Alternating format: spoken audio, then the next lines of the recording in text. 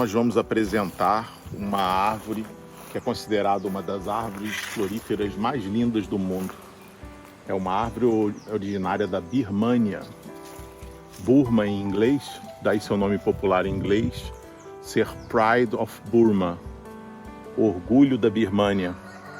É uma planta que está intimamente relacionada à época mais gloriosa do Império Inglês, a Era Vitoriana. Essa planta foi descoberta nesse país da Ásia e teve seu nome dado em homenagem à Lady Amherst. Então, seu nome científico do gênero é Amherstia nobilis, ou seja, nobilis de nobre, denotando a nobreza da planta, e o nome em homenagem à Lady Amherst, que era uma pessoa que gostava muito de botânica nessa época, que foi, como eu disse, foi a época de ouro, chamado de Golden Era da horticultura, época em que existiam exposições nos países da Europa, onde haviam concursos entre as nurseries, entre os viveiros, entre os produtores, com essas novidades que eram trazidos das colônias, das florestas tropicais. Pergunta que vocês podem estar fazendo agora: Marco, como é que uma planta ultratropical dessa era cultivada na Inglaterra vitoriana? Bom, nessa época os nobres tinham em suas propriedades, em seus estates, eles tinham estufas enormes, estufas aquecidas, onde eles cultivavam plantas de vasos, plantas de interior de floresta e também árvores. Essa é uma árvore de lento crescimento, esse exemplar aqui tem cerca de 20 anos e é uma planta do grupo que a gente chama de árvores lenços, ou seja, árvores cujas folhas jovens ficam dependuradas, parecendo um lenço num varal, e que depois vão se transformando em folhas normais. Essas plantas podem ser mantidas por muitos anos no interior de residências, já que em sua fase juvenil elas nascem no interior de florestas sob a copa, sob a proteção, sob a sombra das árvores grandes. Essa planta tem de extraordinário essa inflorescência, que é um conjunto de flores que estão nessa haste. Cada uma dessas que eu estou tocando agora é uma flor. E a descrição botânica, o botânico que descreveu isso diz que a inflorescência se assemelha a um mobile de beija-flores, como se estivessem brigando. Aqui seriam as asas do beija-flor, aqui o bico, a cabeça.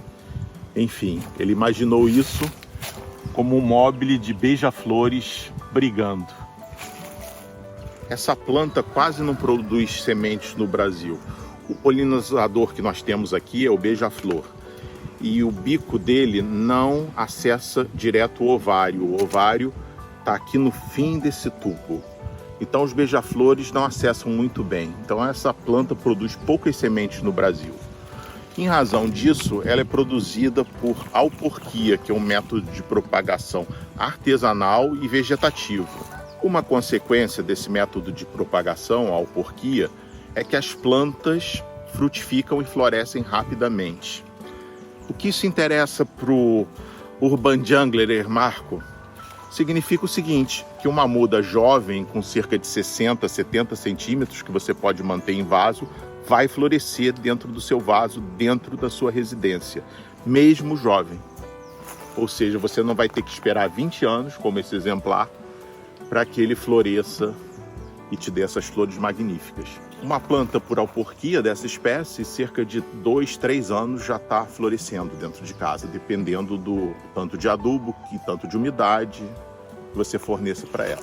As condições de clima para a maioria das árvores lenços é uma condição de interior de floresta, são plantas que não gostam tanto de sol direto e cuja beleza não é apreciada só em função das flores, mas também em função da folhagem pêndula, como fica com a folha jovem. São várias plantas desse grupo. Botanicamente, é um subgrupo da família Fabaceae, a família das leguminosas, que é uma tribo chamada de Detéria.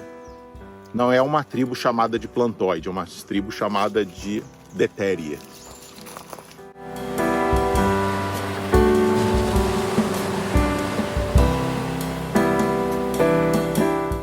No Brasil, essa árvore foi introduzida pelo Jardim Botânico do Rio de Janeiro no início do século XX.